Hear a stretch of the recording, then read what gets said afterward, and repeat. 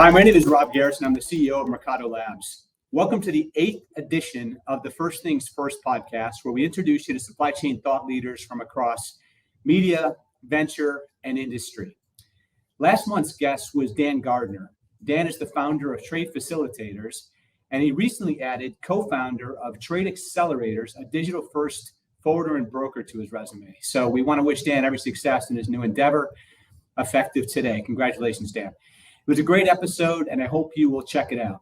Today's guest is Jim Tompkins.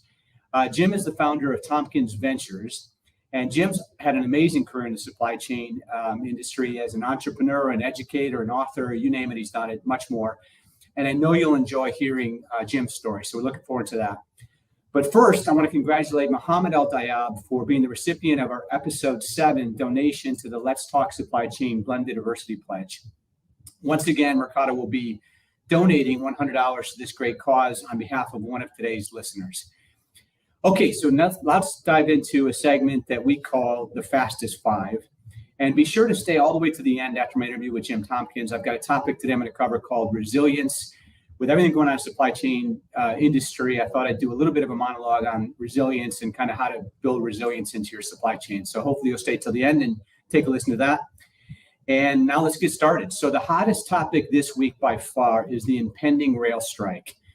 And for that, I turned to Lorianne Larocco and her great analysis for CNBC entitled, "Large Railroad Labor Unions Said They Will Strike If Quality of Life Issues Aren't Addressed." So let's begin with a summary to bring you up to speed.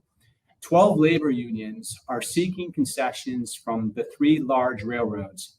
And if an agreement's not reached by Friday, they could go on strike. If they do go on strike, it would have a $2 billion per day impact to the nation's economy. So it is, as they say, a big deal.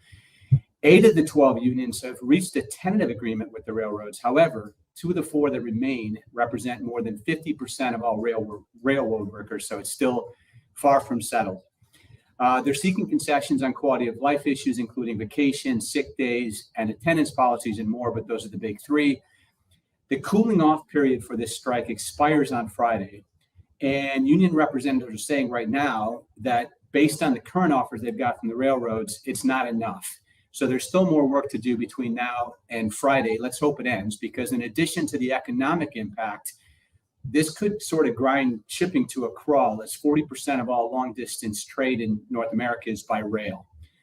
So railroads, in fact, have already begun some emergency measures, for example, offloading hazardous cargo in the event of a shutdown. So again, stay tuned for that. All this will either be known one way or another on Friday. In other carrier news, Richard Myline of the Financial Times reports on the potential for a hard landing in ocean freight. So these numbers are going to astound you, but Turi estimates that the ocean shipping industry made an operational profit in 2019 of $7 billion. In 2019, that number had gone up to $26 billion.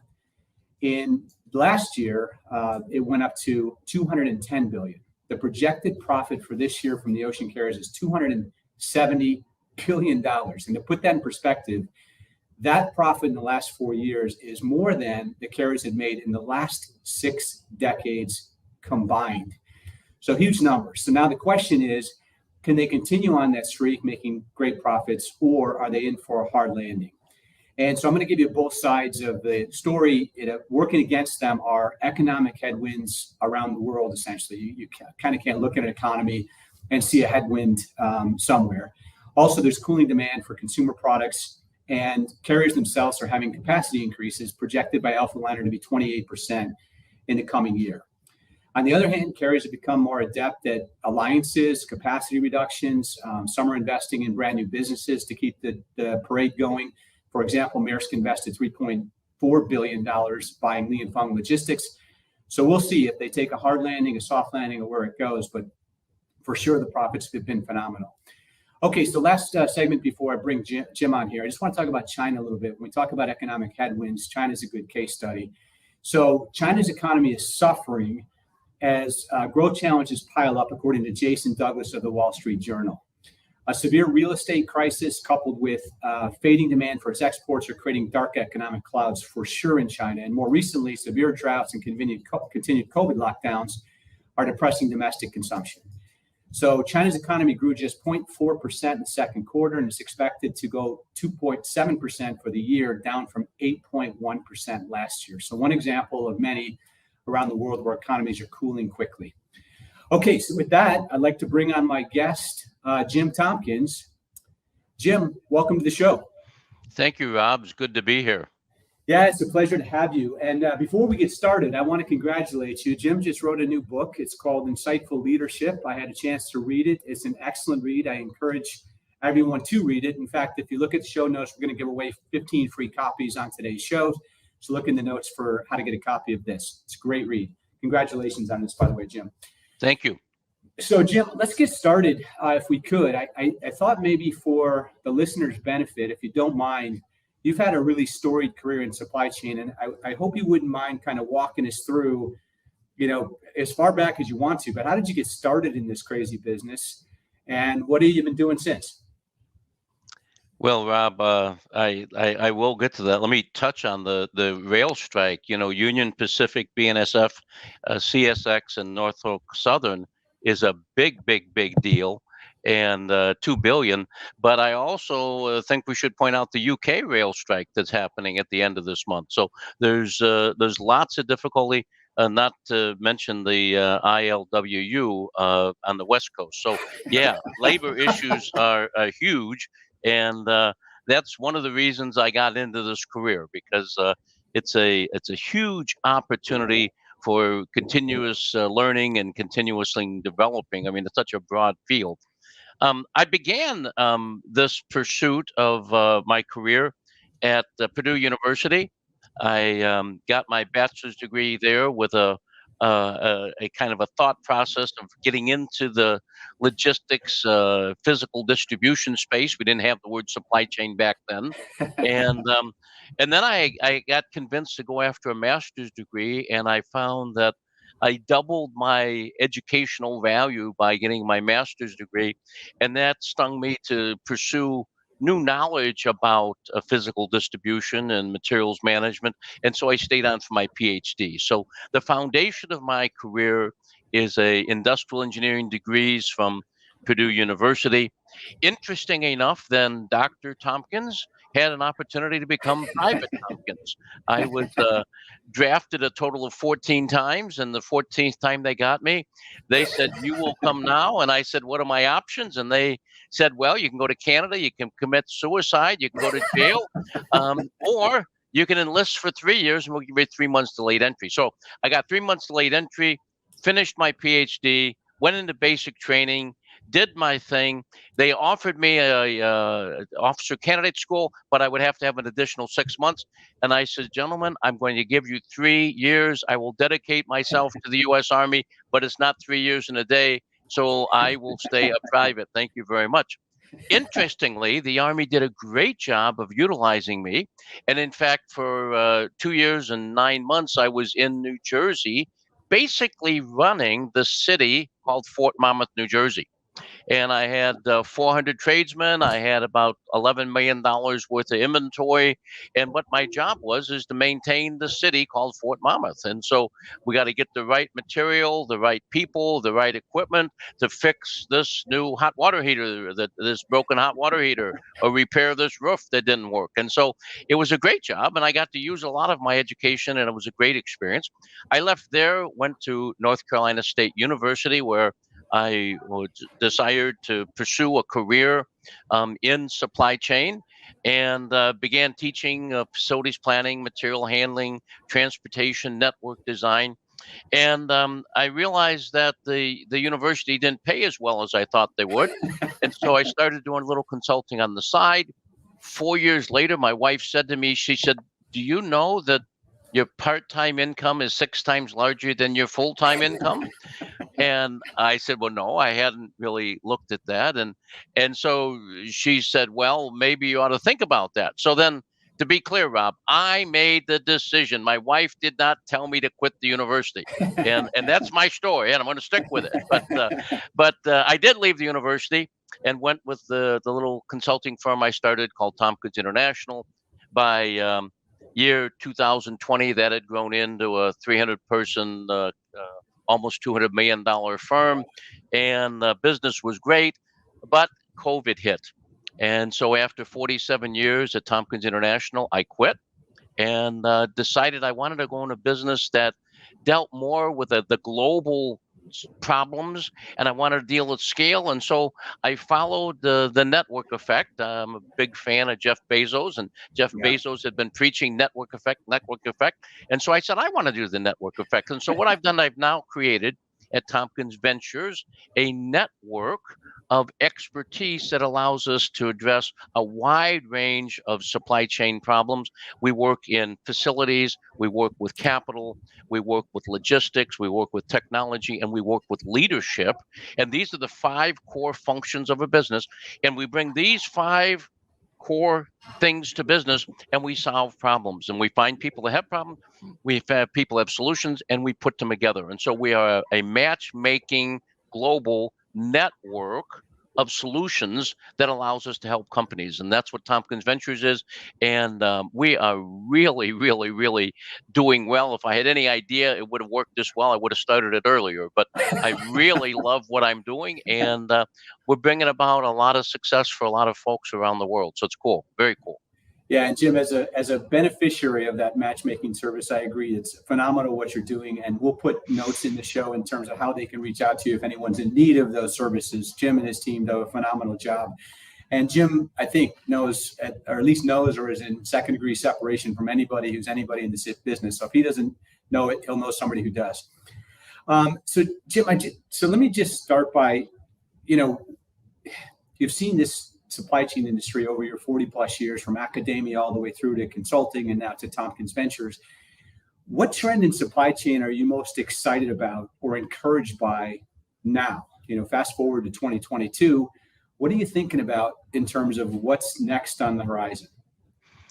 Well, I think one of the things I'm most encouraged about is our positioning in supply chain. Right on the other side of this camera on my computer, there's a chair. And in March of 2020, my wife came in to this office and sat down. And I thought, oh, wow, what did I do wrong now? I mean, my wife never comes in here and sits down. And I thought, did I forget to take the trash out? Did I forget to knock down the Amazon boxes? And then she smiles. And I said, oh, wow, maybe I'm not in trouble. And she says, congratulations. I said, well, thank you. I said, why you give me congratulations? She said, because you are now legitimate. I thought, wow, Mom and Dad never told me. I've always thought I was legitimate. I said, what do you mean? She said, we've been married. This was 2 years ago. She said, we've been married 52 years. And for 52 years, I've had to explain to your friends, to my friends, to our kids, to our grandkids, what it is you do. And no one has a clue. She said, but now Marie called me yesterday, and Marie said, Marie's my wife's best friend. She said, and Marie said, I was just listening to the news and they're talking about supply chain. Isn't that what Jim does? And my wife said, yes. And so all of a sudden, our profession of supply chain like we've been, singing for 52 years in some little bar. And now all of a sudden, we're Elvis Presley and the Beatles combined. And so supply chain is hot. So that's one thing I like, is that we really now, we're now dealing at the board level and making really key impacts. Another trend is this whole thing towards digitization and how we're using artificial intelligence and machine learning to create autonomous supply chain. And that's really, really, really cool for us to be looking at making smart warehouses, for us to making smart fulfillment centers, and for us to be able to create an environment that we can deal with uncertainty. And I think that's probably another trend that I see, is that we now really understand that the new normal is disruption. That's the basis of the book. The basis of the book is you cannot just sit back and do what we've done. You can't just have a strategy, a vision, a budget, a staff, and execute, because the fact of the matter is things are changing very rapidly. And so dealing with uncertainty, which is the new normal, which is reality, is something I'm really excited about, because it changes a lot of the paradigms. In fact, about 90% of what I knew in 2019 is irrelevant. And so we've had to relearn. And so we have a new profession that's respected, that really is getting engaged at the front level of digitization, and we have opportunities to reinvent how supply chain works. So it's a cool time to be doing what we're doing. So I want to ask you about digitation in a second, but a funny thing when you're talking about supply chain being a thing, I saw a meme and it was a girl on the cover and she said, I haven't been able to get a date in 6 months, supply chain issues. Yeah, it was my fault. I did it. My wife blamed me for it. Yeah. So we become a thing when we've got memes that supply chain is responsible for dating woes. So Jimmy, talk about all these, disruptions are the new norm, uncertainty is the new norm, and in your view, digitization is the key towards addressing this new norm. How does that work? You mentioned a couple of tools like machine learning and artificial intelligence, but fundamentally, when a company's thinking about all the things you mentioned, their strategy, their budget, their sales forecast, all the normal things they do in their organization, how do they think about digitization as sort of a cornerstone to that strategy to make sure they can keep track of or respond quickly to all of these disruptions going on in the world? How do we connect those two things? Well, the challenge we've had is we've been trained to think about our link. And in fact, most supply chain people don't do a chain. What they do is their link. And so how can I optimize my link to make sure that I'm doing my job better? But the fact of the matter is, in these uncertain times, your link is dependent upon the link before you, the link before that, the link before you, and your performance is based upon the link after you, link after you, link after you. So in fact, I don't even like the concept of a chain anymore. I prefer to think about it as a network. And as a digital supply network, what I want to have is real-time information from the raw material all the way through the manufacturing process, all the way through the distribution process, all the way up to the ultimate consumer. And in that way, what I can do is I can eliminate two words that have been associated but separate. And those two words are planning and execution. The fact of the matter is, in today's uncertain world, if you have planning and execution, you're not going to be able to be successful. I like to take the and out of that sentence, and I have one word, and there's no dash, there's no hyphen. The word is planning execution. That's one thing. And planning execution in a real-time mode, replans, re-execute in real time on the fly, because I know everything from end to end. And if I have that visibility and traceability, I now can control all the way from raw, all the way to the front porch when it gets delivered. And now I have the ability of reducing cost, improving performance, and having the product delivered when we promise, fulfilling the customer promise. That's what the digitization allows us to do that we never could do before. Amazing summary. I have two points to make. One, I've got a question from an audience member that I want to run by you from Alejandra.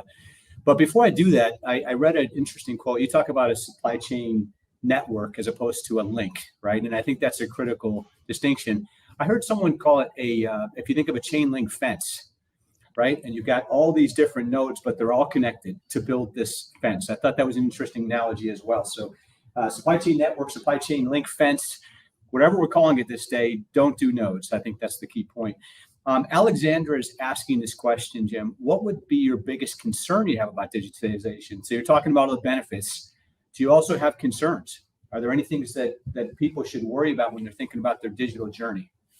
Yeah, my biggest concern is that people believe that it's still 2019. And they believe that the things, here's, in the book, the end of the book, what I say is, here's a guy named Charlie. He's been working for 38 years. He's now the chief supply chain officer of a major company. And his problem is he believes that what he's done for the last 38 years is relevant. And he doesn't throw that out and restart. I'm a PhD industrial engineer. So what do PhD industrial engineers? They optimize things. Guess what? Optimization ain't what it used to be because of the level of uncertainty. What I want to do is I want to optionize, and I want to do optionization. How can I optionize these solutions so that if this happens, I can do this. If this happens, I can do this. If this happens, I can do this. If I optimize and it doesn't happen, then I'm in deep, deep, deep doo-doo. So I think the thing that concerns me the most is that companies are not thinking anew. They're waiting for what they do to become relevant again, and that's not going to be successful. Your supply chain will fail, and therefore you will fail. And so I really encourage people get off the beach, get in the water, make something happen.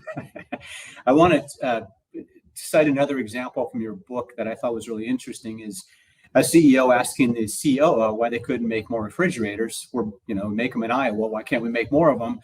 And the punchline of the story is that we can't get enough compressors. Well, they're made in Brazil. Why can't we get enough compressors? Well, the parts for the compressors are coming from China.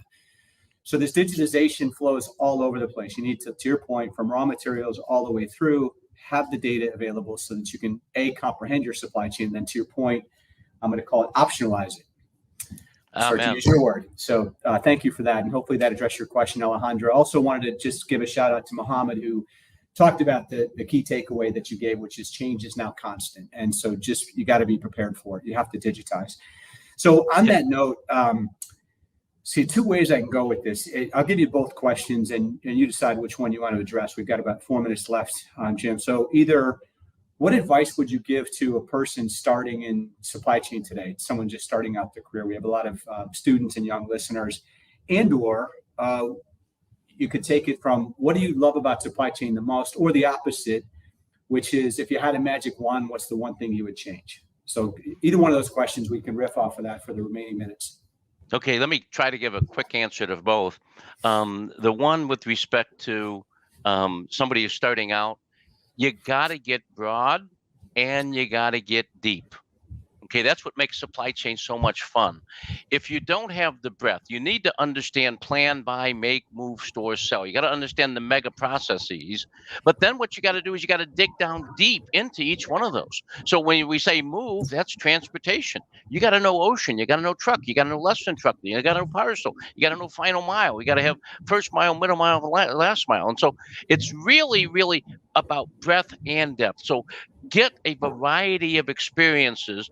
Don't do the same job for 5 years. Now, I'm not saying leave your company, but get yourself in a different position so you get more breadth and more depth of experience. That's really, really, really critical. On the other issue about what is the thing that I want to eliminate the most, I already answered that. That is the people who are not thinking anew. This is a time for innovation. This is a time for entrepreneurship. This is a time for creating major change. And so what we need to do is we need to think big, make things happen. Okay, so we got a few minutes left. I'm going to maybe leverage your knowledge for my last topic. When you get off, I'm going to talk a little bit about resilience. So when you, in fact, you dedicated a chapter in your book to resilience. I really loved it, chapter 9, for those of you who want to read it.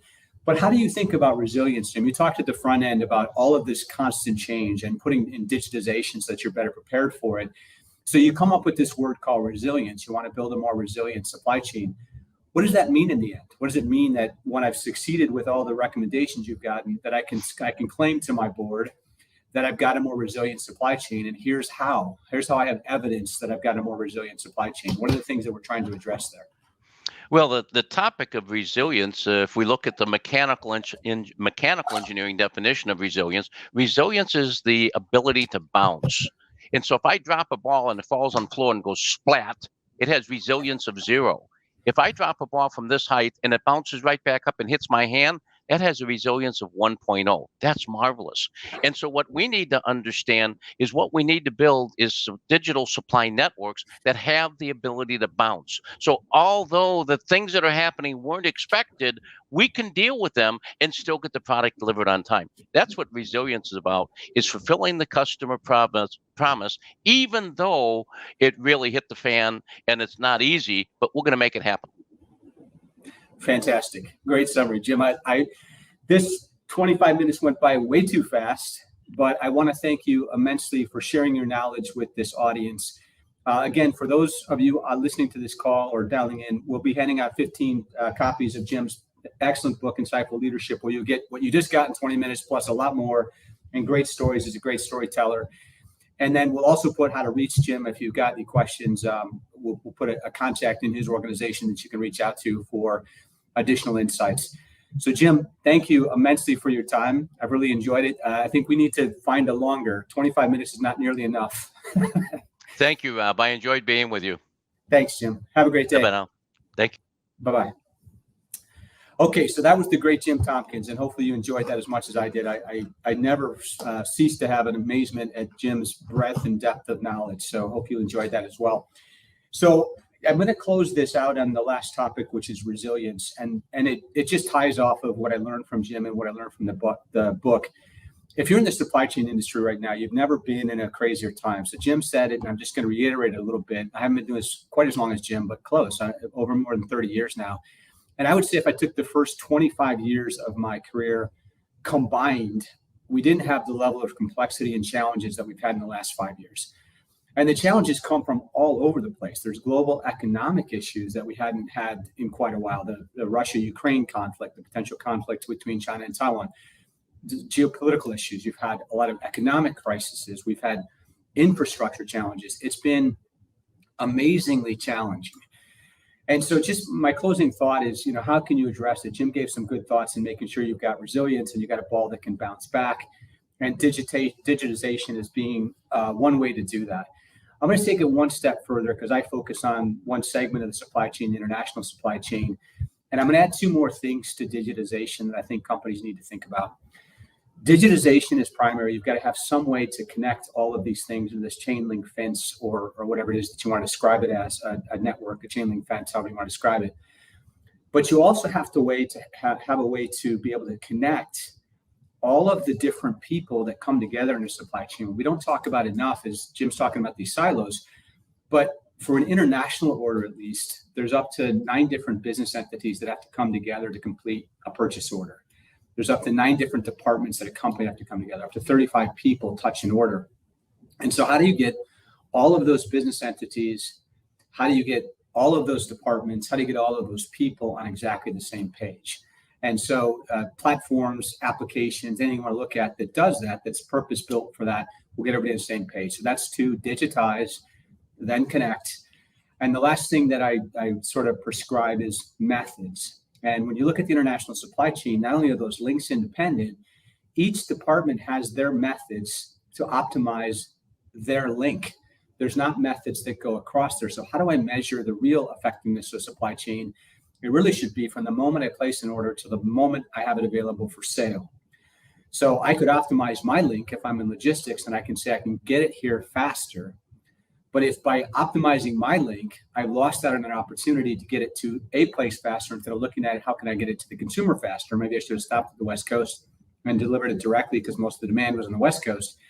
Then I've lost the thread of getting that order from placement to delivered to customer. That's really the only metric that matters at the end of the day. And so you need methods that run across the supply chain, not just for each individual link. Certainly each department needs to do their thing and do it well and hold their budgets. But unless you've got that bigger, broader picture, you're going to sub-optimize costs and you're going to sub-optimize sales. So again, we talk about resilience. Everything Jim said is right. Read his book. It's excellent. I also think a lot about his bouncing ball analogy. But I would just suggest that the 3 things that are absolutely mandatory to build a transparent, efficient, and timely supply chain are digitization, connectivity, and then methods. And once you have those things in place, you can certainly build a really kick-ass supply chain that's highly resilient as well. All right, everybody, thank you very much for your time, and I've enjoyed it as always. And next month, we've got another great guest coming, Eric Johnson, who is the editor for JOC. And Eric is the guru when it comes to supply chain technology. So I know you'll enjoy listening to him. And I look forward to that next episode, second Tuesday of every month. Thanks, everybody. Have a great day.